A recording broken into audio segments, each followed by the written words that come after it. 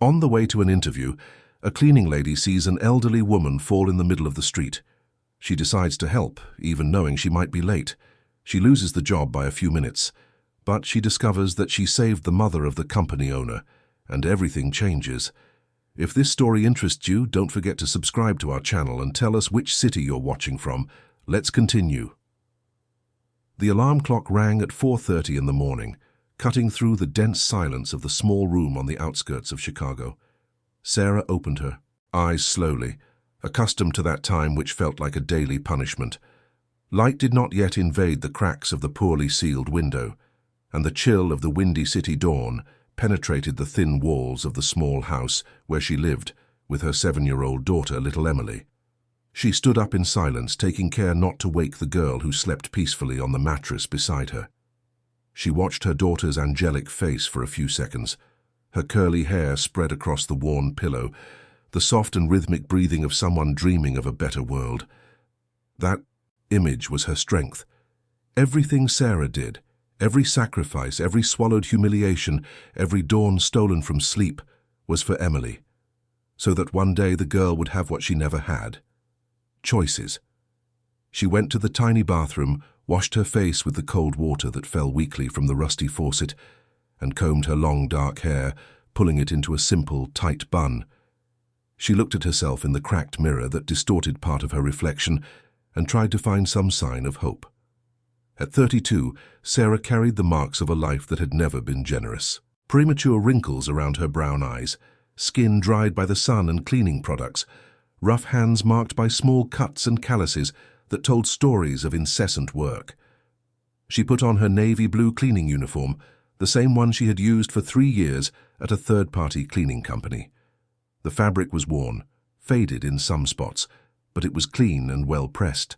Sarah insisted on that. Even with almost nothing, she preserved her dignity through the details. She put on her battered white sneakers, grabbed her patched fabric bag, and stepped through the creaking wooden door, locking it carefully. The street was still asleep when she began walking toward the bus stop. A few stray dogs scavenged through trash bags on the sidewalk. Streetlights flickered irregularly, and the smell of exhaust mixed with the aroma of coffee coming from a window formed the characteristic scent of that community forgotten by the city's official maps. Sarah knew every alley, every pothole in the asphalt, every dangerous corner. That was her world, her invisible prison, the place she had been trying to escape for years without ever succeeding. The bus arrived crowded as always. She squeezed in between tired bodies, smelling of cheap soap and old sweat. She held onto the iron bar for the entire hour and 40-minute journey until she reached the affluent neighborhood where she worked. She watched through the window as the city gradually transformed. Precarious houses gave way to high-rises, potholed streets turned into wide avenues, and darkness yielded to illuminated storefronts. Two worlds separated by miles of silent inequality. She got off at the usual stop and walked 3 blocks to the commercial building, where she had provided service since the company assigned her there. She entered through the service door, greeted the night security guard. With a discreet nod, took the freight elevator and went up to the 12th floor. There another day of invisible work would begin, cleaning bathrooms, emptying trash bins, dusting desks and computers, erasing traces of the presence of people who never looked at her. The hours dragged on as Sarah scrubbed, swept and mopped. Her thoughts, however, were not there. They were fixed on the job interview scheduled for that afternoon. Finally, after months of sending out resumes, she had received a response. A medium-sized company was looking for someone for the administrative sector, an assistant position. Nothing grand, but it represented a radical change, a fixed salary, benefits, office hours. More than that, the chance to be seen as a human being, not as disposable labor. She had kept the interview a secret. She told no one, fearing bad luck. She had requested the afternoon off, inventing an urgent doctor's appointment, and her supervisor agreed without asking questions. To him, Sarah was just another number on a spreadsheet. Finishing her morning shift, she went to the cramped locker room. She swapped her uniform for a simple but presentable outfit, black pants, a white long-sleeved blouse, and black flats she had bought, on sale months ago. She let her hair down, applied a discreet lipstick, and took a deep breath while looking in the mirror. "You can do this, Sarah. You deserve this." She left the building at 11:30 in the morning. The interview was scheduled for 2 in the afternoon in a distant neighborhood on the north side. She would need to take 2 buses and still walk a good distance. She had calculated everything in the smallest detail, including waiting times and possible delays. She would leave with plenty of time. She couldn't be late. This was her only chance. The heat was unbearable that summer afternoon. The July sun punished the asphalt. Sarah felt sweat trickling down her back as she waited for the first bus. She held a simple folder against her chest containing her documents, certificates from free online courses she had taken at night, and recommendation letters from places where she had worked. The bus arrived, she boarded, paid the fare, counting her coins, and sat near the window.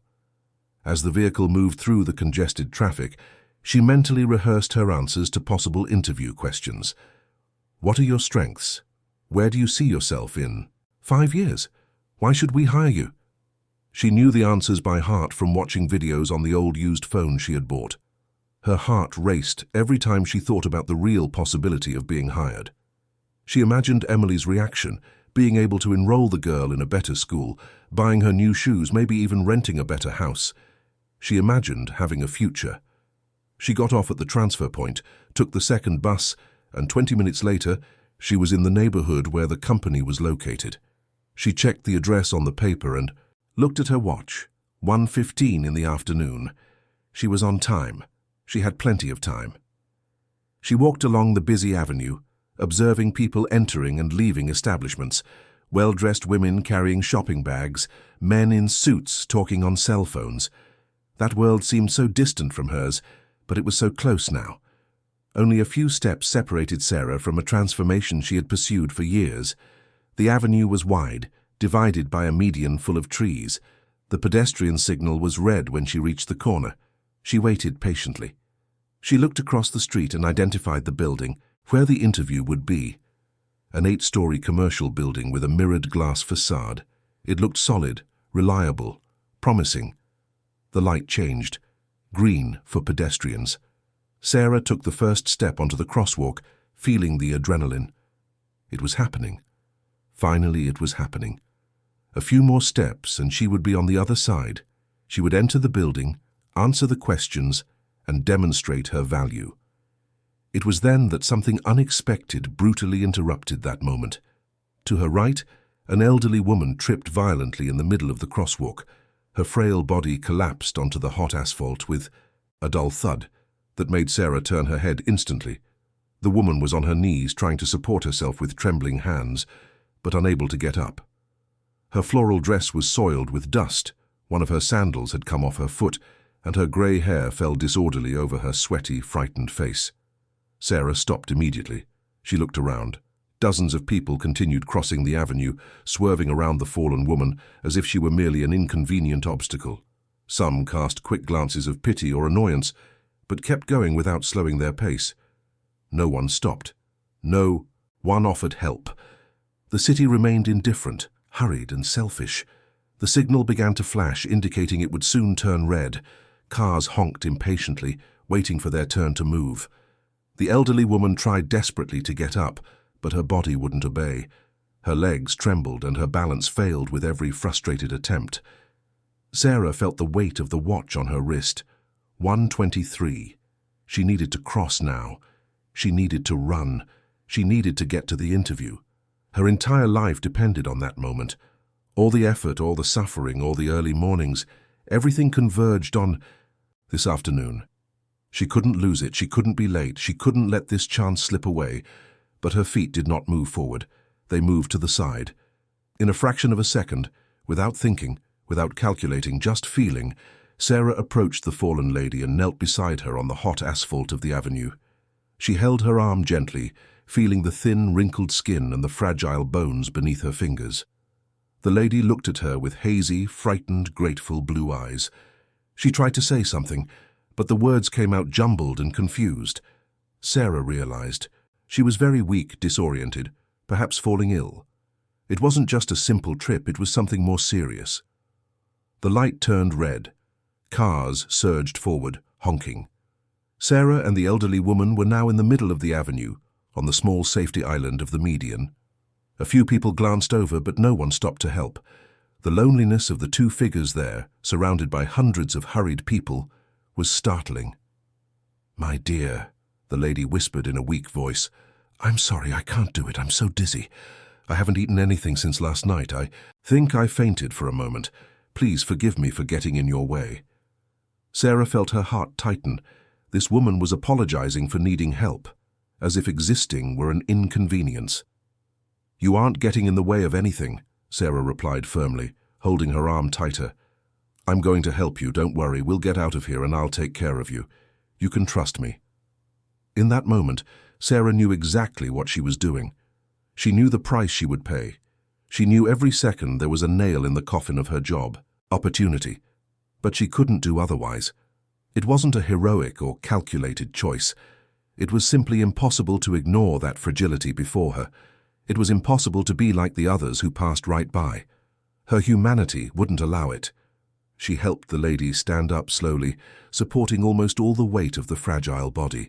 She waited for the light to change again and crossed with her to the sidewalk, looking for a place where they could sit. She found a park bench a few yards away under the insufficient shade of a tree. She led the elderly woman, there helped her sit down, and positioned herself in front of her, blocking the sun with her own body. She opened her bag, took out a bottle of water she had brought, and offered it to the lady, who drank in small, trembling sips. Sarah wiped the sweat from her face with a tissue, tidied her hair carefully, and spoke in a calm tone, trying to steady the woman's irregular breathing. "What is your name?" "Margaret," the lady replied with a tearful voice. "Mrs. Margaret, I live nearby, but I went out to run some errands and I think the sun got to me. It's been a while since I've eaten properly. I haven't had an appetite. My son keeps saying I need to take better care of myself, but I'm stubborn. And now look what happened. How embarrassing." "There is nothing to be embarrassed about, Mrs. Margaret. You are feeling unwell and you needed help. You did the right thing letting me help you. Now breathe slowly. Try to calm down. Is there someone I can call?" "I have my son's number, but he must be working. I don't want to bother him." "You won't be bothering anyone. Give me his number and I'll call." Mrs. Margaret dictated the number with difficulty, trying to remember each digit. Sarah took her old phone, but before dialing, she checked the time on the screen, 1:42 in the afternoon. Her stomach churned. The interview was at 2 o'clock. She still had 18 minutes, but she was far from the building. She needed to ensure the lady was okay, and she needed to wait for someone to arrive. The choice had already been made. There was no going back. Sarah dialed the number. It rang 3 times before someone answered. "Hello?" The voice. On the other end was male, deep, impatient, busy. "Hi, good afternoon. Sorry to bother you. My name is Sarah. I'm here with your mother, Mrs. Margaret. She fell ill on the street and I helped her. Everything is under control now, but I think it's important for you to come get her or at least know what happened." There was a pause on the other end. Then the voice returned, more tense. "My mother. What happened? Is she okay? Where are you?" Sarah explained the situation quickly, gave the exact location, and reassured him that Mrs. Margaret was sitting, drinking water and recovering. The man thanked her nervously, said he would leave work immediately and be there in 20 minutes. While they waited, Sarah remained by the lady's side, talking softly, keeping her company, ensuring she wasn't alone.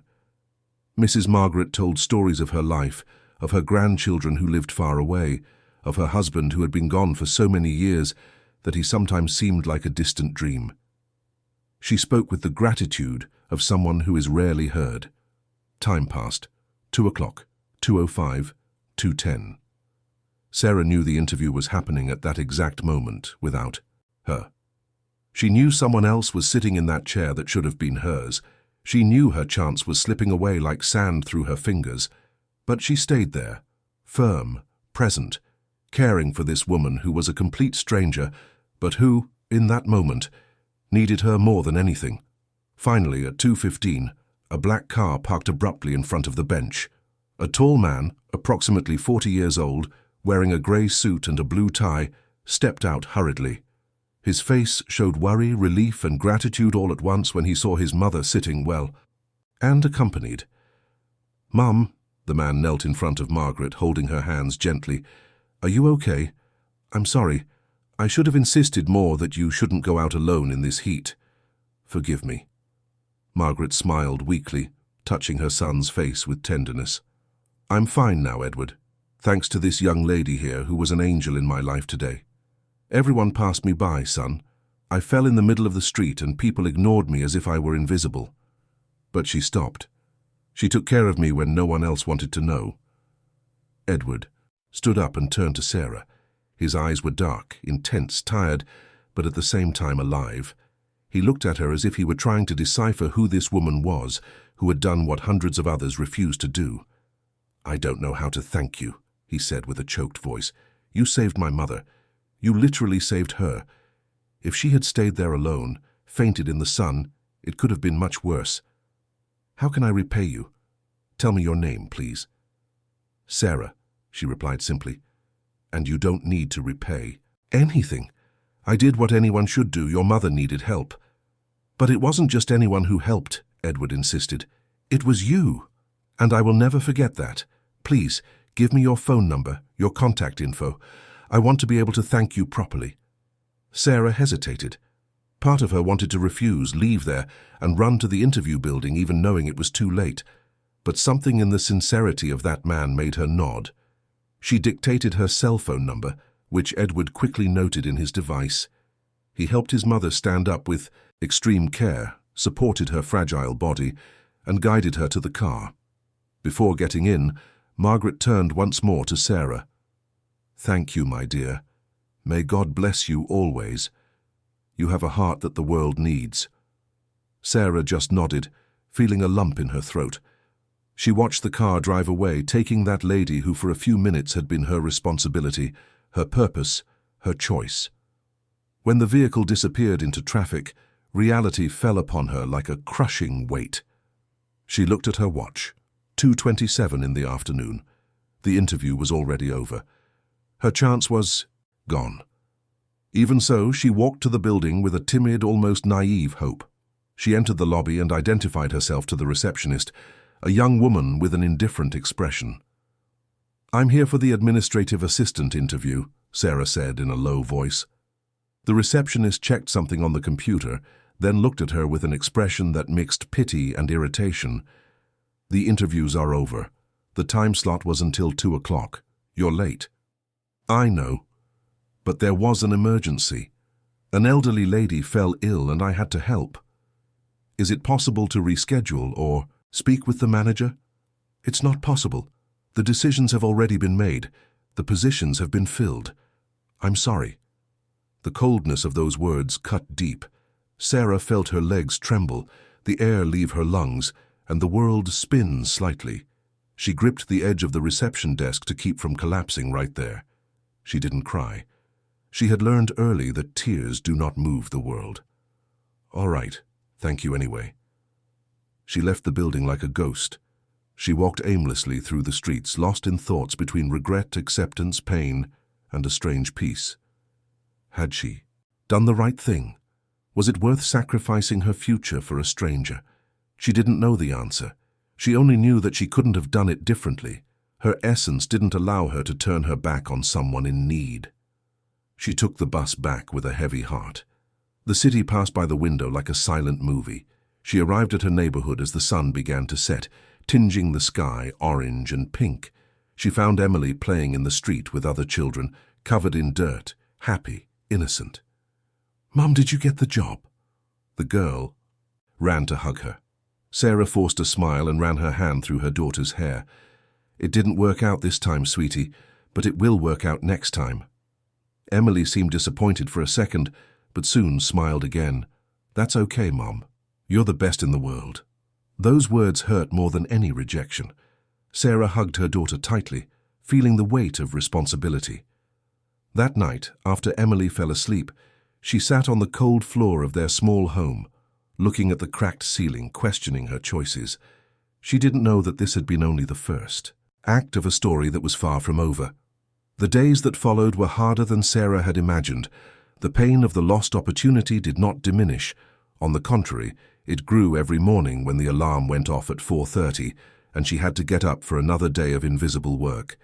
The navy blue uniform seemed to weigh more, the bus ride seemed longer, and the hours cleaning bathrooms and hallways seemed endless. Everything had the bitter taste of defeat. She told no one about what happened that afternoon. She kept the story as a painful secret, an invisible scar only she could feel. The other cleaners complained about the work, the delayed pay and the rude supervisors, and Sarah just nodded in silence, pretending her life hadn't come so close to changing, only to fall apart completely.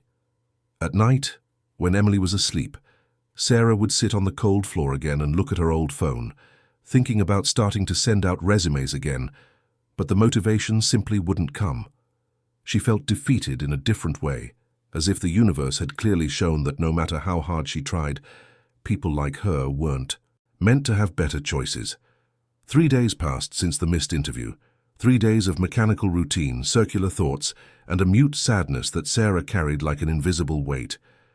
On the morning of the 4th day, while she was cleaning the bathroom on the 12th floor, her phone rang inside her bag on the cleaning cart. The sound startled her. No one called her except Emily's school if there was a problem, or the cleaning company itself when they changed her hours without notice. She pulled off her rubber gloves, wiped her damp hands on her uniform, and grabbed the device. The number was unknown. She hesitated for a second before answering, thinking it might be a scam or an automated telemarketing call. "Hello? Sarah?" The voice on the other end was male, deep, polite. That voice she recognized immediately, even though she had heard it only once, days ago, on an afternoon that changed everything. "Yes, it's me," she replied, feeling her heart race without understanding why. "This is Edward. We met last week when you helped my mother, Margaret. Do you remember me?" "How could I forget? Of course I remember. How is your mother? Did she recover well?" "She's doing great, thanks to you. Look, I know this might seem strange, but I need to speak with you in person. There's something very important I want to discuss. Could you meet me today after your work?" Sarah was silent for a few seconds, trying to process that unexpected request. Part of her was suspicious. No one called people like her with important proposals. But there was something in the sincerity of that voice that made her believe it wasn't a scam or a joke. "I can do that, yes. I finish at 3 o'clock. Where would it be?" Edward suggested a coffee shop downtown, a place Sarah had never entered but had passed dozens of times. They agreed on the time. He thanked her and hung up. Sarah stood still in the hallway of the commercial building, holding her phone, trying to understand what had just happened. A strange sensation mixed fear and expectation, as if something was about to change, but she didn't know if for better or worse. The rest of the day passed in slow motion.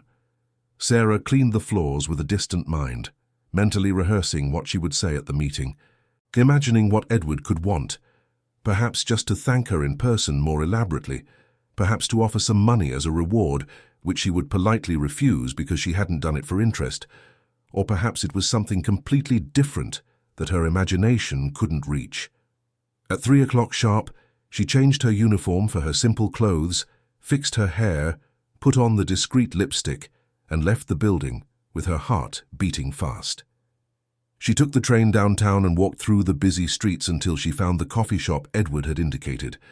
It was a small but elegant place, with wooden tables, comfortable chairs, the smell of freshly brewed coffee and soft lighting that created a welcoming atmosphere. Sarah felt out of place as soon as she entered. She identified Edward sitting at a table in the back near the window. He wore a light blue dress shirt without a tie. He had an upright, confident posture, but his face carried a gentle expression that softened any intimidation his presence might cause. When he saw Sarah, he stood up immediately and waved, smiling genuinely. "Sarah, I'm glad you came. Please sit down. Do you want to order something? Coffee, juice, a piece of cake? Make yourself at home." She asked only for a black coffee, plain, the cheapest thing on the menu. Edward insisted she order something to eat as well, but Sarah politely declined, feeling self-conscious about the excessive generosity. When the coffee arrived, she held the cup with both hands, waiting for him to start speaking. Edward took a deep breath, as if organizing his thoughts before beginning. He looked directly at Sarah with those dark, intense eyes and began to speak with a seriousness that caught her by surprise. "Sarah, I called you here because I need to tell you something. Since that day, my mother hasn't stopped talking about you. She tells everyone she meets, repeats the story dozens of times, cries when she remembers the moment you stopped to help while everyone else passed by. To her, you were an angel. And you know what? I completely agree." Sarah lowered her eyes, embarrassed. "I only did what any decent person would do." "But it wasn't just any person who did it," Edward insisted firmly. "There were dozens, maybe hundreds of people who passed her without stopping. You were the only one, and what's most incredible is that my mother told me you were clearly in a hurry, that you seemed to be going somewhere important. Is that true?" Sarah hesitated. The truth hurt too much to be said out loud, but something in the way Edward looked at her, with genuine respect and sincere curiosity, made the words come out before she could hold them back. "I was going to a job interview, a position that could have changed my whole life. I arrived late because of what happened, and I lost the opportunity. The roles had already been filled by the time I arrived." The silence that followed was heavy. Edward closed his eyes for a moment as if absorbing the weight of that information. When he opened them again, there was something different in his gaze, a mixture of admiration, sadness, and determination. "You sacrificed your chance to change your life to help a stranger," he said softly, almost to himself. "That is something I have never seen in all my years working with people, and I work with many. I am the Human Resources Director for a mid-sized company here in the city. I conduct interviews, hire employees, and evaluate candidates all the time. I know how to recognize technical talent, experience, and academic background. But character, that is rare, very rare." Sarah didn't know what to say. She just held her coffee cup, feeling the heat against her rough hands. Edward continued, now with more intensity in his voice. "I spent the last few days thinking about this. My mother is 82 years old, Sarah. She raised 3 children alone after my father left us. She worked her whole life as a seamstress, waking up at dawn, sewing until late hours, enduring humiliation, disrespect, and late wages. I know that story of struggle well because I lived it beside her. Today she is retired, she lives with me, and I thought I could finally take care of her properly, ensure she never faced hardship again. But I can't control the world out there. I can't guarantee people will treat her with dignity when she goes out alone on the street." He paused, took a deep breath, and continued. "When I heard what happened, that she fell in the middle of the avenue and dozens of people simply ignored her, I felt a deep anger, a revolt against this city, against this world, that teaches people to be cold, selfish, and indifferent to the suffering of others. But at the same time, you gave me hope, because you exist, because in the middle of all this coldness, there are still people like you." Sarah felt her eyes well up, but didn't let the tears fall. She didn't know how to handle praise. She wasn't used to being seen that way. Edward leaned forward, resting his arms on the table, looking directly at her. "I want to make a proposal. I want to offer you a job at my company." Sarah's heart stopped for a second. She couldn't have heard right.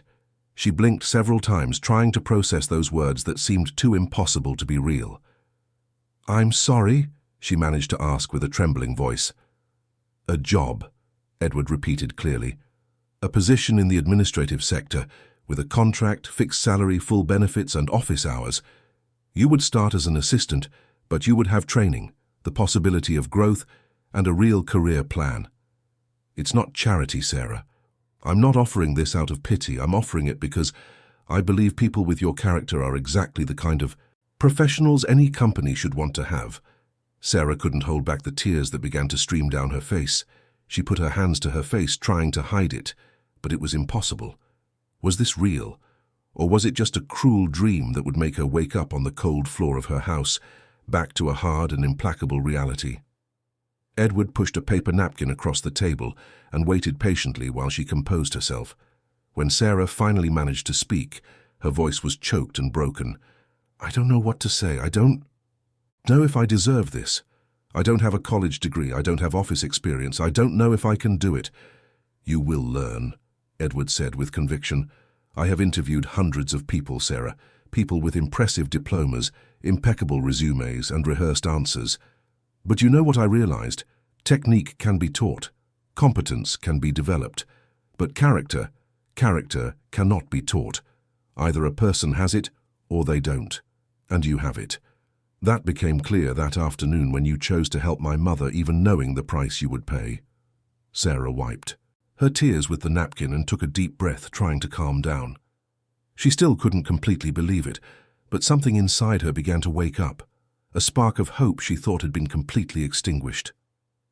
"When could I start?" she asked, her voice still trembling, but now carried by a determination she hadn't felt in days. "Next Monday, if you accept. I'll give you all the details, the company address, the hours, everything you need to know.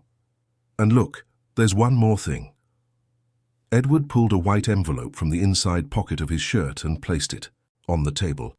"My mother insisted I give you this. They are some professional clothes she bought for you, because she said a hard-working woman like you deserves to start her new job with appropriate attire. Please, don't refuse. For her, this is very important." Sarah looked at the envelope as if it were the most precious object in the world. She took it with trembling hands, feeling the light weight of the paper, but the immense weight of the meaning behind the gesture. Someone had thought of her. Someone cared. After a lifetime of being invisible, she was finally being seen. "I don't know how to thank you both," she said through tears. "You don't even really know me, and you're doing all this." "We know enough," Edward replied, smiling, "and you can be sure of one thing, you won't disappoint us. I am absolutely certain of that."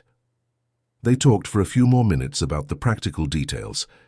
Edward explained the company routine, the type of work Sarah would initially do, the people she would work with, and the salary she would receive. Every word felt like a brick, building a bridge between the abyss where she was and the future she had never dared to dream of. When they finally said goodbye at the door of the coffee shop, Edward shook Sarah's hand firmly and looked directly into her eyes. "I'll see you on Monday, Sarah. Welcome to the team." She left there floating. She walked through the downtown streets without feeling the weight on her feet, without noticing the heat, without perceiving the chaos around her. She entered the crowded train smiling, an expression so uncommon on her face that some people looked at her curiously. She arrived at her neighborhood as the sun was starting to set, tinging the sky with orange tones that had never seemed so beautiful. Emily was drawing while sitting on the doorstep when she saw her mother arrive. She stood up running and hugged her legs tightly. "Mum, you look different today." "Why?" Sarah knelt down to her daughter's level and held her little face with both hands. "I have very good news to tell you, sweetie. Your mother got a new job, a real job, with a contract and a salary every month. Our lives are going to improve, Emily. I promise they will." The girl didn't fully understand the meaning of those words, but she felt the emotion in her mother's voice and smiled back, hugging her with all the strength her thin little arms allowed. That night, Sarah didn't sleep. She stayed awake looking at the cracked ceiling, but this time not with sadness but with anxious expectation. She thought of everything that had happened in the last few days, the lost interview that had seemed like the end of everything, the gesture of helping Mrs. Margaret that had seemed like a useless sacrifice, and now the unexpected turn that transformed that pain into redemption. Did the world really reward kindness? Or was that just a rare exception, an improbable miracle that wouldn't repeat itself? She didn't know the answer. She only knew she needed to grab that chance with all her strength, prove Edward wasn't wrong to trust her, and show that people like her deserved opportunities as much as anyone else with degrees and important last names. Sunday was spent in anxious preparation. Sarah washed and ironed the clothes Mrs. Margaret had bought for her. They were simple but beautiful pieces, appropriate for an office environment, much better than anything she owned. She tried on, each one looking at herself in the cracked mirror, trying to recognize herself in that different image. She was no longer just an invisible cleaner. She was a woman about to have a real chance to build something better. On Monday, she woke up even earlier than usual. She dressed with extreme care, pulled her hair into an elegant bun, wore one of the new outfits, and put on flat shoes she had bought at a nearby thrift store. She said goodbye to Emily with a long kiss, left her in the care of the neighbor who always helped, and left home with her heart beating so hard it felt like it wanted to jump out of her chest. The commute to the company seemed interminable, and at the same time too fast. When she finally arrived in front of the building, a 12-story commercial high-rise with a modern facade near the city centre, Sarah stopped for a moment, just observing. There was her new life. There was the door that opened when all the others seemed to have closed. She entered the lobby, identified herself at reception, received a temporary visitor badge and was directed to the 8th floor. The 2. Elevator rose slowly. Every floor that passed increased her anxiety. When the doors opened, she found Edward waiting for her with a welcoming smile. Punctual. A great sign. Come, I'll introduce you to the team. The first few days were a roller coaster of emotions. Sarah woke up before the alarm went off, dressed with meticulous care, and took the bus in the early hours, but this time with a completely different destination. She was no longer going to clean bathrooms and hallways. She was going to work in an office, sit at her own desk, use a computer, and be part of a team. The sensation was so surreal that sometimes she needed to pinch herself to be sure she wasn't dreaming. The administrative team was small but welcoming. There was Mary, a woman in her late 40s with short blonde hair, always smiling and willing to teach. She was the one who took on the role of Sarah's mentor, explaining every process, every system, and every detail of how that new universe functioned. There was also Robert, a young man of about 25 with a degree in business administration, who initially looked at Sarah with some suspicion, internally questioning how someone without a college degree had landed that position. In the first few days, Sarah made mistakes. She clicked the wrong buttons in the system, took longer than she should to complete simple tasks, and asked questions that seemed obvious to others. Every mistake made her feel a pang of insecurity, the constant fear of disappointing Edward, of proving that perhaps he had been mistaken to trust her. But Mary was patient, repeating explanations as many times as necessary, encouraging Sarah not to be afraid of making mistakes. "You're doing very well," Mary said sincerely. "For someone who has never worked in an office, you learn fast. You just need to trust yourself more." But trust was hard to build. Sarah carried years of humiliation, of being treated as inferior, of hearing that her place was only to clean up other people's messes. Changing her own self-image was harder than learning to use a computer. Edward appeared occasionally in the sector, always maintaining a professional posture, treating Sarah exactly as he treated the other employees. There was no favoritism, no excessive protection. He had believed in her, and now he expected her to prove her value on her own.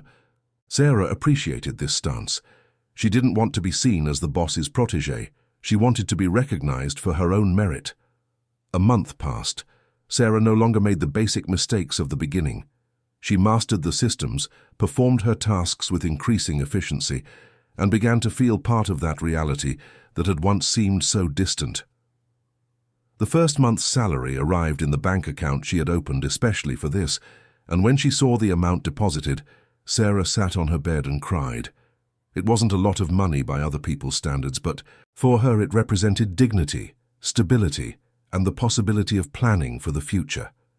With her first salary, she paid overdue bills, bought real food to fill the almost always empty refrigerator, and took Emily to eat at a simple restaurant where the girl ordered a plate of pasta and ate with a grin from ear to ear. She bought new notebooks, colored pencils, and a backpack her daughter had wanted so much. Every purchase was an act of redemption, proof that the sacrifice was worth it, and that the choice to help Mrs. Margaret had opened a door she never imagined existed. At the company, she began to notice something that had previously gone unnoticed. Edward was respected by everyone, but there was a certain tension around him. She discovered through casual conversations with Mary that he was under pressure from the board of directors. The company was going through a period of restructuring. There were aggressive goals to be met, staff cuts being considered, and an atmosphere of uncertainty hanging over everyone. One day, at the end of the shift, Sarah was organizing her desk when she noticed that Edward was still in his office with the door open, looking at the computer screen with a tired and worried expression. Everyone else had already left. She hesitated, thinking about leaving without bothering him, but something made her walk to his office door. She knocked lightly on the frame. "May I come in?" Edward looked up, seeming surprised to see her still there. "Of course, Sarah. Come in. Did something happen?" She entered and stood in front of his desk, a bit awkwardly. "No, everything is fine. I just wanted to know if you were okay. I noticed you've been looking more tired lately." Edward smiled, but it was a tired smile without its usual brightness. "You notice a lot, don't you? Sit down, please." Sarah sat in one of the chairs facing the desk, waiting for him to speak. "I'm going through a complicated time here at the company," Edward began, running his hand through his hair in a gesture of fatigue. "The board is pushing for results, wanting to cut costs, questioning some of my decisions, and one of the most questioned decisions was precisely your hiring." Sarah felt her stomach churn. "My hiring?" "Yes. Some directors think I hired you for personal reasons, not professional ones. They say it was an emotional impulse, not a business strategy. They are demanding that I prove it was a good decision." The silence that followed was heavy. Sarah felt the weight of responsibility on her shoulders. It wasn't just about her. It was about Edward's credibility, about the trust he had placed in her. "I will prove it," she said with a firm voice, surprising herself with her determination. "I will work harder than anyone. I will learn everything necessary. I will show that you were not wrong to hire me. I won't let them use me to hurt you." Edward looked at her with an expression that mixed gratitude and admiration. "I know you will, Sarah. I never doubted that. But I don't want you to feel too much pressure. You're already doing a great job." "It's not pressure. It's commitment. You believed in me when no one else would. Now it's my turn to give back." In the following days, Sarah intensified her work pace. She arrived earlier, stayed later, volunteered for extra tasks, and studied at home using internet videos to learn more about administration and business processes. Mary noticed the change and tried to advise her not to overwork herself, but Sarah was determined. It wasn't just about keeping the job. It was about honoring the trust of someone who had risked his own reputation for her. It was during this period that she met Victoria, the company's commercial manager. Victoria was a woman in her late 30s, tall, always impeccably dressed in designer clothes, with straight, perfectly styled hair and flawless makeup. She had an air of superiority that bothered many employees, but she was undeniably competent at her job. She had arrived at the company a few months before Sarah and had quickly gained the trust of part of the board with impressive sales results. Victoria and Edward maintained a tense professional relationship. She questioned many of his decisions, especially those related to human resources, arguing that the company needed more commercial aggressiveness and less concern for humanitarian issues. When she learned of Sarah's hiring and the circumstances behind it, Victoria did not hide her disapproval. One day, Sarah was in the break room preparing coffee when Victoria walked in. The atmosphere instantly turned cold. The manager looked Sarah up and down with an expression that mixed contempt and curiosity. "You're the famous Sarah, aren't you? The one Edward hired because you helped his mother on the street." Sarah took a deep breath and remained calm. "I'm Sarah, yes, administrative assistant." Victoria smiled, but it was a cold, calculated smile. "Interesting. I've never seen a company hire someone for having a good heart. Usually we hire for competence, education, and experience, but everyone has their methods, don't they?" The phrase was an attack disguised as a casual observation. Sarah felt anger rising, but she controlled herself. She wasn't going to give Victoria the satisfaction of seeing her lose her composure. "I'm here to prove my competence every day," she replied with a firm voice, "and so far I think I'm succeeding." Victoria picked up her coffee cup, took a sip, and continued looking at Sarah with that superior expression. "We'll see for how long. Things are changing around here. The company needs results, not social projects." She left the break room, leaving Sarah alone, her hands trembling slightly with contained rage. That encounter made it clear that there were forces working against her, people who would like to see her fail to prove a point. That night, Sarah talked to Mary about what had happened. Her colleague sighed, choosing her words carefully. "Victoria is complicated. She is very competent, no one can deny that, but she is also extremely ambitious and doesn't mind stepping on others to climb. I heard she's interested in taking on a larger position in the company, maybe even Edward's job. That's why she's trying to undermine his credibility. Sarah felt a tightness in her chest. And I'm a way to do that? You've become a symbol, Mary explained. If she can prove that Edward made a bad decision by hiring you, she weakens his position before the board. It's corporate. Politics, Sarah. It's not personal against you, but unfortunately, you're in the middle of this dispute. Sarah left that conversation with a clearer understanding of the situation. It wasn't just about proving she deserved to be there. It was about surviving a corporate battlefield where people played with others' lives as if they were chess pieces. In the following weeks, tension at the company increased. Rumors of layoffs circulated through the hallways. Victoria presented the board with an aggressive cost-cutting plan that included staff reductions in several sectors. Edward tried to defend his team, arguing that firing people in a time of crisis would only worsen the organizational climate and long-term productivity. But his voice was increasingly isolated. Sarah noticed Edward getting more tired and more tense. One afternoon, she saw him leaving a board meeting with a defeated expression she had never seen before. He walked straight down the hallway without greeting anyone, went into his office, and closed the door.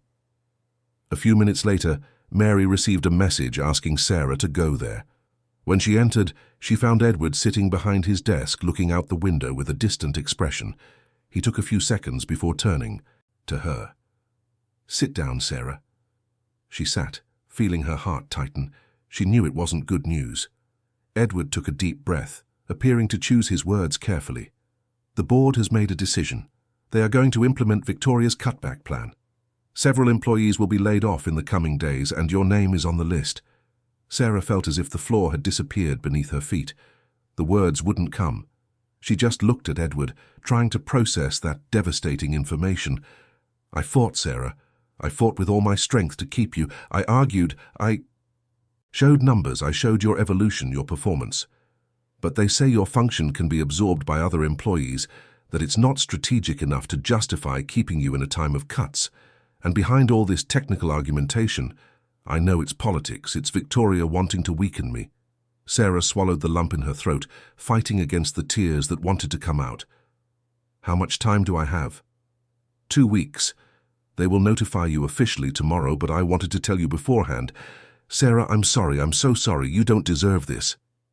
The silence that followed was heavy, laden with frustration, injustice, and helplessness. Sarah finally managed to speak, her voice trembling but contained. "Thank you for letting me know, and thank you for fighting for me. I know you did what you could." She stood up to leave, but Edward called her. "Sarah, wait. This isn't the end. I'm going to find a way to help you. I know people in other companies. I can make introductions, write recommendation letters. You're not going back to where you were before. I promise you that." She just nodded. She didn't trust her voice to say anything else. She left the room, went back to her desk and tried to keep working, but her hands trembled over the keyboard. Everything was falling apart again. The hope that had grown in recent weeks was being crushed by the cruel reality of a world where politics and power mattered more than merit and effort. That night, Sarah didn't tell Emily anything. She pretended everything was fine, prepared dinner, helped the girl with her homework, and put her to bed. Only when she was sure her daughter was sound asleep did she finally allow the tears to fall. She cried silently, sitting on the cold floor, hugging her knees, feeling the weight of injustice, helplessness, and hopelessness. She had tasted a different life. She had felt what it was like to wake up with a purpose, work with dignity, receive a fair salary, and have hope for the future. And now all of that was being snatched away from her again. Not because of incompetence, not because of a mistake, but because of power games she barely understood. She thought about giving up. She thought that maybe her place really was elsewhere, that people like her weren't made for this corporate world full of disputes and strategies. But then she looked at Emily sleeping, so innocent, so dependent on her, and she knew that giving up was not an option. It never had been. The next day, she received the official notice of her dismissal. She was called to HR. listened to the cold technical explanations about restructuring, cost reduction, and strategic decisions. She signed the necessary papers, received information about her rights, and left that room with the feeling of living a repetitive nightmare. Mary hugged her when she found out, with tears in her eyes. "This is so unfair. Sarah, you didn't deserve it. No one here deserved it, but especially not you." Robert, who had initially looked at her with suspicion, also came to her desk. "I learned a lot watching you work. You are one of the most dedicated people I've ever seen. They are making a huge mistake." The praise hurt more than the silence, because it confirmed what she already knew. She wasn't being fired for incompetence, but by forces she couldn't control. In the following days, she continued working until her last day, maintaining the same dedication as always. She wasn't going to leave, there leaving room for criticism. She wasn't going to give Victoria the satisfaction of seeing her fall apart. If she was going to leave, she would leave with her head held high. Edward avoided crossing paths with her in the hallways, clearly tormented by the situation. When they finally met on the last day, he called her into his office for a private conversation. "Sarah, I'm still looking for opportunities for you. I've already spoken with some contacts, sent your resume to people I trust. I won't abandon you." She thanked him, but deep down she felt a profound exhaustion. How many times would she have to start over? How many times would life throw her up only to knock her down with even more force? Leaving the building for the last time, carrying a box with her few personal belongings, Sarah looked back one last time. A piece of her story stayed there. A brief but intense period where she had believed it could be different. Now she needed to find the strength to move forward once more, without knowing where that strength would come from. The following weeks were the hardest Sarah had faced in a long time. Returning to her previous reality, after having experienced something better, was like falling from a great height and feeling every bone break on impact. The pain wasn't just financial, it was emotional, it was existential.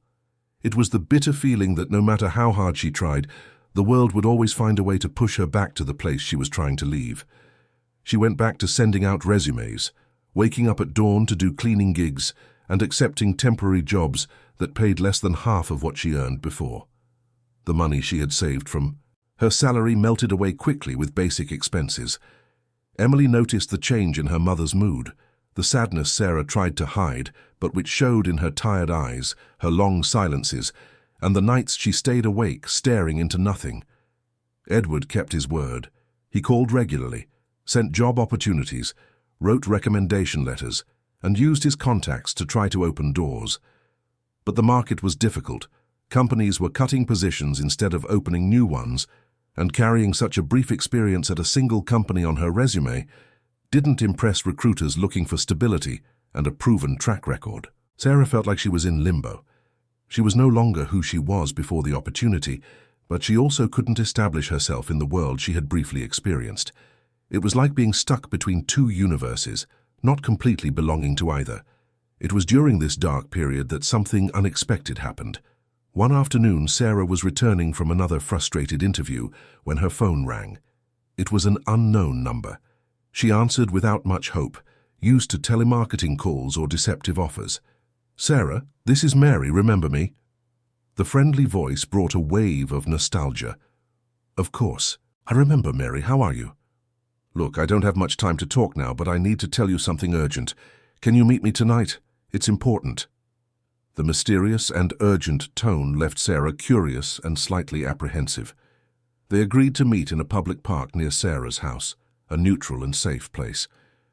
When she arrived at the agreed spot, she found Mary sitting on a bench, looking around with a worried expression. "Thanks for coming," Mary said, as soon as Sarah approached. "Sit down, I need to tell you something I discovered at the company." Sarah sat, feeling her heart race. "What happened?" Mary took a deep breath, choosing her words carefully. "After you left, things got very tense there. Victoria took on even more power. She's practically running the company, and Edward is increasingly isolated. But that's not all. I discovered something about your dismissal that you need to know." "Go on," Sarah asked, feeling a chill in her stomach. "Your dismissal wasn't just political. There was something more. Victoria manipulated some reports, distorted numbers, and created a false narrative about your performance to justify that you were expendable. She lied to the board. Sarah, she made it look like you were making serious mistakes and delaying processes, when in fact you were one of the most efficient on the team. Anger rose like a hot wave. Sarah clenched her hands, trying to control her emotion. Why would she do that? Because you were the perfect weapon to destroy Edward's credibility. If she could prove that his hiring was a disaster, that you were incompetent, she strengthened the narrative that Edward is moved by emotions and not strategy. And it worked. After your dismissal, the board questioned several of his other decisions. Now they are considering removing him from the position and putting Victoria in his place. Sarah felt as if she had been punched in the stomach. Edward was going to lose his job because of her, for having believed in her. There's more, Mary continued, her voice low and tense. I managed to get copies of the original reports, the real ones, before Victoria altered them. I have proof of what she did, but I don't know what to do with it. If I report it, I could be fired too. Victoria has a lot of power now, but I can't stay. Aunt, quiet seeing an injustice like this. Sarah sat in silence for a long moment, processing all of that. Part of her wanted to take that evidence and shove it in Victoria's face, expose her fraud and clear her name. But another part, more cautious, knew that messing with powerful people could have dangerous consequences. What do you think I should do? Sarah asked. Mary looked directly at her. I think you should take this to Edward. He deserves to know the truth. And with this proof, maybe he can reverse the situation, both his and yours. But what about you? If they find out it was you who leaked the documents, I accept the risk, Mary said with determination. I didn't join this company to be an accomplice to injustice. If I lose my job for doing the right thing, so be it. At least I'll be able to sleep at night. That night, Sarah went home with an envelope containing copies of the documents Mary had obtained. She spent hours examining every page, every altered number, every deliberate distortion of the truth. Anger gave way to cold determination. She wasn't going to let this pass. Not for herself, but for Edward, who had risked so much by believing in someone. The next day, she called Edward and asked to meet him. He suggested a discreet coffee shop far from the company. When they met, Sarah noticed how different he looked. He was thinner, with deep, dark circles under his eyes and a slouched posture he didn't have before. The situation was clearly taking its toll. Sarah, it's good to see you. How are you? I'm surviving, but I didn't come here to talk about me. I came to talk about you. She placed the envelope on the table. Edward looked at it with curiosity. What is this? Proof that you were right about me, that my dismissal was a setup. Open it. Edward opened the envelope and began to examine the documents. As he read, his expression changed from confusion to shock, then to contained rage. When he finished, he was silent for a long moment, his hands trembling slightly as he held the papers. She falsified reports, he said, his voice controlled but tense. Victoria falsified official company documents to fire you. That's not just unethical, it's potentially a crime. And it wasn't just to hurt me, Sarah added. It was to weaken you, to take your place. Edward wiped his face and took a deep breath. Where did you get this? A reliable source, someone who still believes that justice matters more than corporate politics. He looked at Sarah with a mixture of gratitude and concern. Do you understand what this means? If I use this evidence, it will turn into an open war. Victoria won't accept this peacefully. She will deny it. She will counterattack, and she will try to destroy whoever is on my side. I know, but are you going to stay quiet? Are you going to let her win using lies? Edward was silent, clearly fighting an internal battle. Finally, he looked at Sarah with determination in his eyes. No, I won't. I've stayed quiet long enough trying to play by the rules while others played dirty. I'm going to use this, I'm going to the board, I'm going to expose what she did, and I'm going to fight for what is right. In the following days, Edward carefully prepared his strategy. He consulted lawyers, organized the evidence, and gathered other documents showing patterns of Victoria's manipulative behavior. He scheduled an extraordinary meeting with the board, claiming to have crucial information about irregularities in the company. Sarah followed everything from a distance through calls and messages from Edward. She felt like a piece on a chessboard, waiting to see what the next move would be. The day of the meeting arrived. Edward entered the boardroom carrying a folder with all the evidence. Victoria was there too, summoned without knowing exactly what it was about. When Edward began to present the documents, methodically explaining each fraudulent alteration and every deliberate manipulation, the atmosphere in the room changed drastically. Victoria tried to defend herself, claiming they were distorted interpretations, that the numbers had been adjusted following superior guidelines, and that Edward was desperate and inventing accusations because he was losing power. But the evidence was too clear, too detailed. There were side-by-side comparisons of the original and altered documents, digital signatures and records of modifications that could not be denied. The board, which until then had leaned toward Victoria's side, began to ask tougher questions. Why those adjustments in the reports? Who authorized the changes? Why was there no official record of these modifications? Victoria was sweating and stuttering. Her answers were becoming less and less convincing. By the end of the meeting, the board decided to open a full internal investigation. Victoria was temporarily suspended while they ascertained the facts. Edward left that room exhausted but relieved. He had taken the first step. Now he had to wait. The news spread through the company like wildfire. Employees commented in hallways, speculated about what had happened, and divided themselves between those who supported Edward and those who still defended Victoria. Mary remained discreet, avoiding any association with the document leak. 2 weeks later, the investigation concluded that there were indeed serious irregularities. Victoria had not only falsified documents about Sarah, but had done the same with other employees whose dismissals she wanted to justify. There was a clear pattern of manipulating information for personal gain. The board's decision was unanimous: termination for cause, administrative proceedings, and a possible lawsuit. Victoria left the company on a Friday afternoon, escorted by security, carrying a box with her personal belongings, her face hard, but her eyes revealing contained fury. When she passed Edward in the hallway, she cast him a look that promised this wouldn't end there. But in that moment, she had no more power.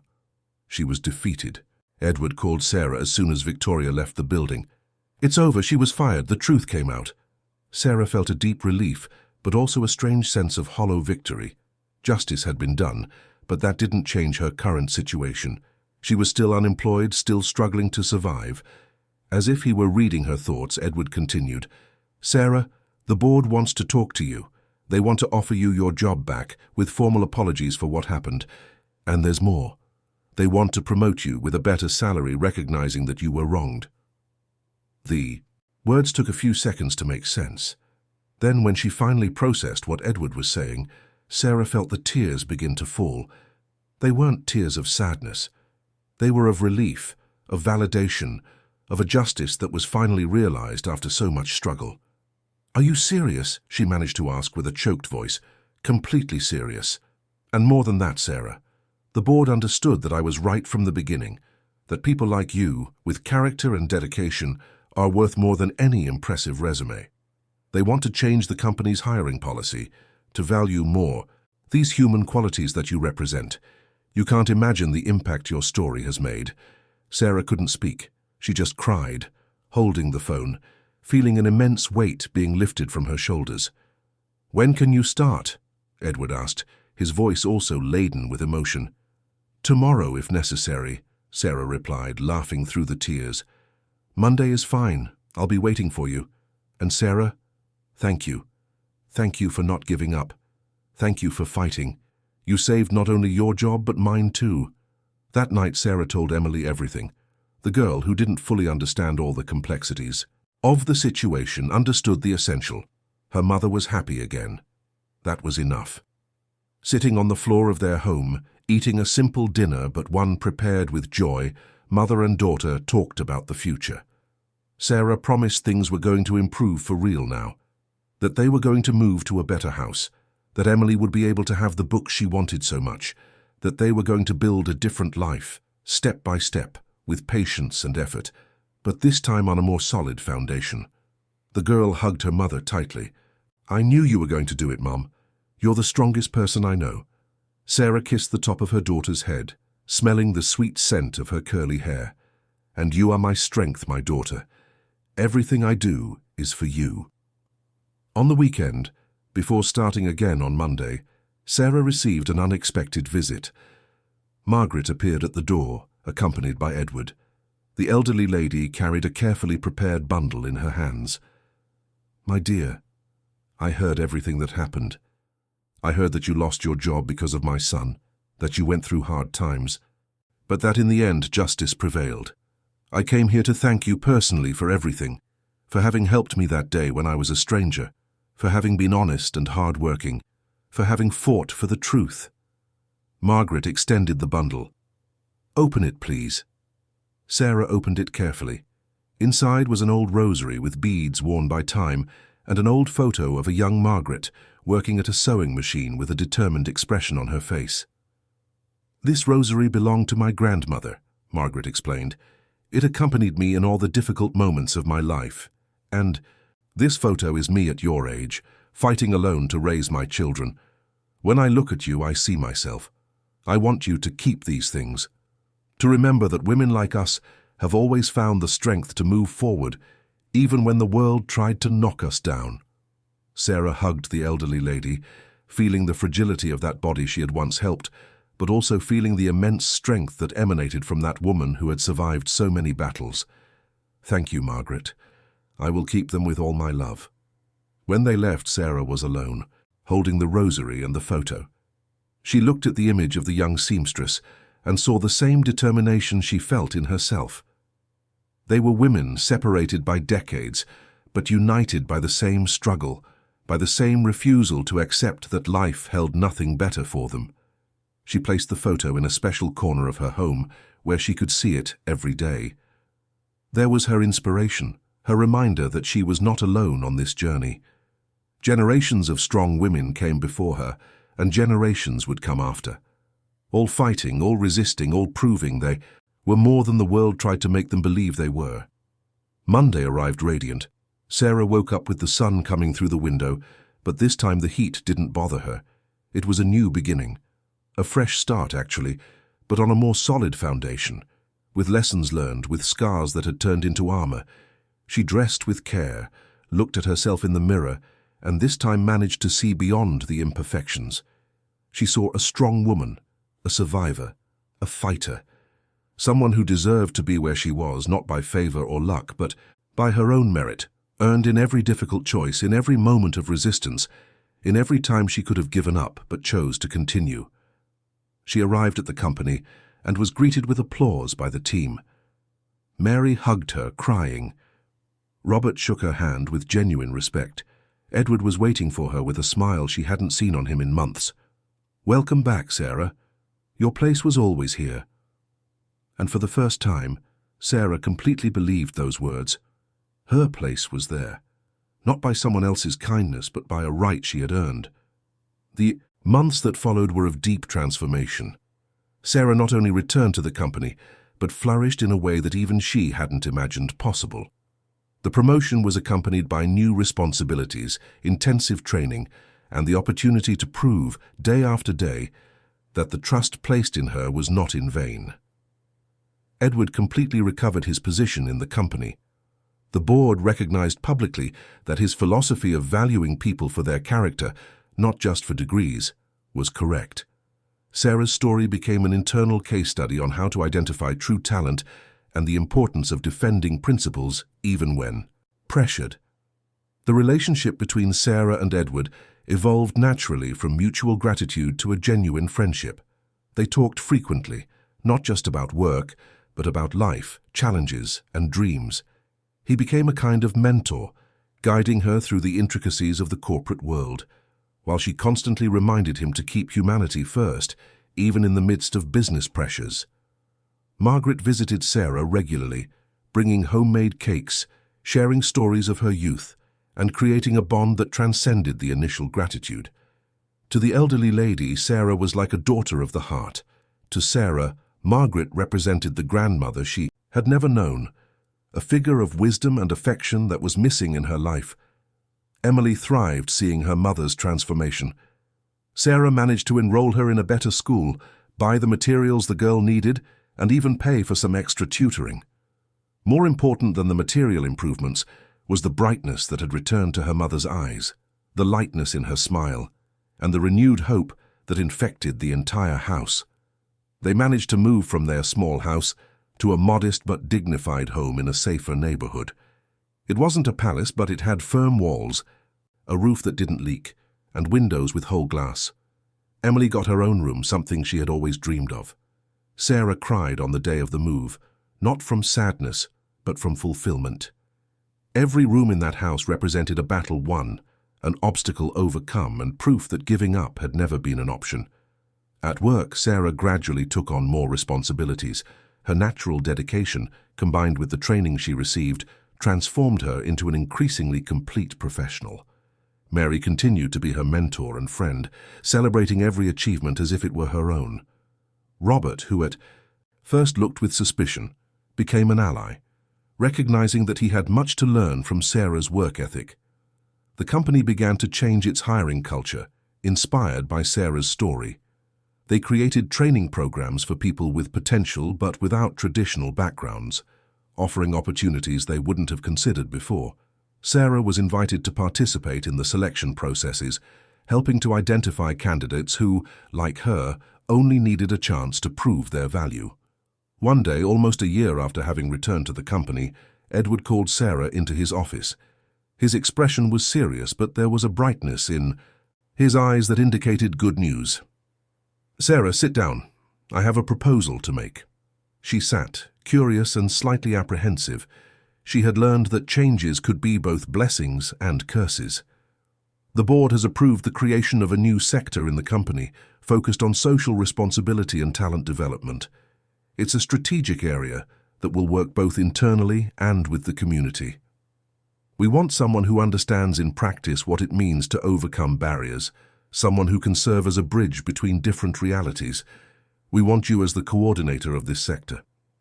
Sarah was speechless for a few seconds. Coordinator, leading an entire sector? It seemed impossible, too big for someone like her. "I don't know if I'm ready for that," she confessed, the old insecurity trying to resurface. Edward leaned forward, looking directly at her with that intensity Sarah already knew well. "You were ready when you chose to help my mother, even knowing the price you would pay. You were ready when you faced injustice and didn't give up. You were ready when you came back here and proved your value every day. Technique can be taught, Sarah. True leadership comes from within, and you have that naturally." Those words touched her deeply. Sarah took a deep breath, felt the responsibility, but also felt something new growing inside her. Confidence. Not the arrogance of someone who thinks they are better than others, but the quiet awareness of someone who knows what they lived, what they learned, and what they can offer. "I accept," she said firmly, "and I'm going to make this sector something that really makes a difference in people's lives." In the following months, Sarah worked tirelessly on structuring the new sector. She created training programs for youth from underserved communities, established partnerships with public schools, and developed projects that offered real opportunities for growth to people who never had access to them. Every initiative was thought out with care, based on her own experience, her own pains, and everything she had learned about what really works for those who need opportunities. The sector began to generate impressive results. Stories of transformation began to emerge. People who entered without hope and left with purpose. Youth who never imagined working in a formal company and were now building solid careers. Sarah saw a bit of herself in each of them, and that motivated her to work even harder. Sarah's story began to spread beyond the company. Local newspapers published stories about the Social Responsibility Project, highlighting the trajectory of the coordinator who was once a cleaner and now led initiatives that changed lives.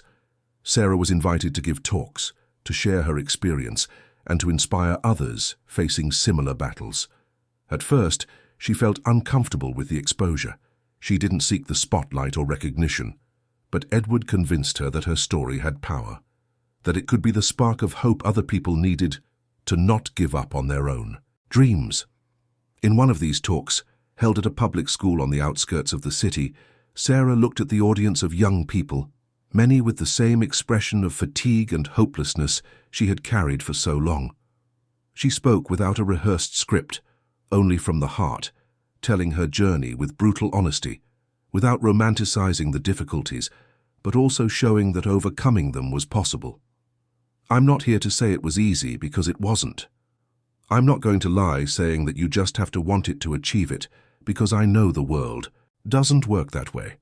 But I am here to say that it is worth fighting for, that it is worth being honest even when dishonesty seems more advantageous, that it is worth helping even when it costs you, because in the end, who we are is defined by the choices we make in the most difficult moments. At the end of the talk, a girl of about 15 approached shyly. Her eyes were full of tears, but there was also something else there: hope. "My mother is a cleaning lady," the girl said with a trembling voice. "She wakes up every day at 4 in the morning, comes home destroyed, and I always thought that would be my fate too. But you showed me it can be different. Thank you." Sarah hugged that unknown girl, feeling the weight of responsibility, but also the beauty of being able to make a difference. There was the reason for everything. There was the purpose she had discovered throughout that tortuous journey. Years passed. Emily grew up, becoming a brilliant, studious teenager full of her own dreams.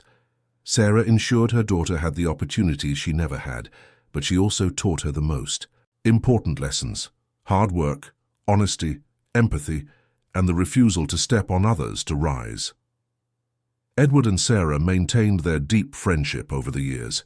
He became a constant presence in her and Emily's lives, an honorary uncle who attended birthdays, graduations, and celebrations.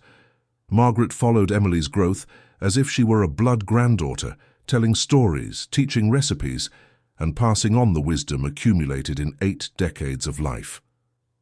The company prospered under the new philosophies Sarah had helped inspire. They became a reference in social responsibility, attracting not only clients who valued those principles, but also the best talents who wanted to work in a place that truly cared about people. One spring afternoon, 5 years after that fateful day when Sarah had helped an unknown elderly lady on the avenue, she was sitting in her office looking out the window at the city stretching to the horizon. Her office, her sector, her team, all earned not by luck, not by favor, but by merit. She thought about the whole journey, of the moments of despair when it seemed she would never leave that small house, of the choice to help Margaret even knowing the price, of the pain of the first dismissal, of the struggle for justice, of the fresh start, of the small and large victories that came after. Edward entered the room without knocking, as he frequently did. He had a smile on his face. "Guess who just called? The city mayor's office. They want to expand our training program to 10 more public schools. Your project is becoming public policy, Sarah." She smiled, feeling a deep satisfaction. It wasn't about her. It never had been. It was about how many other Sarahs were out there waiting only for an opportunity, a chance, someone who believed in them. "Let's make it happen then," she replied.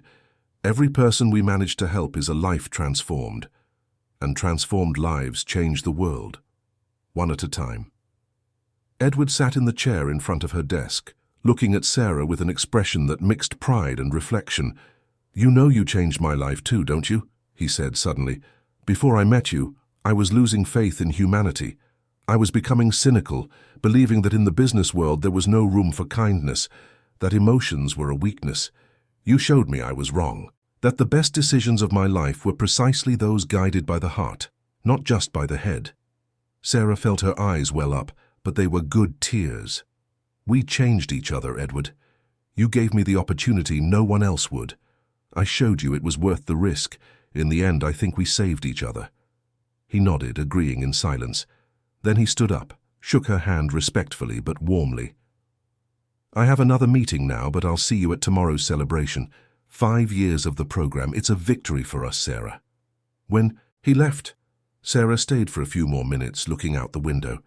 She thought about how strange life was, how a single choice could change everything, and how paths that seemed to lead to the abyss sometimes led to the most unexpected places.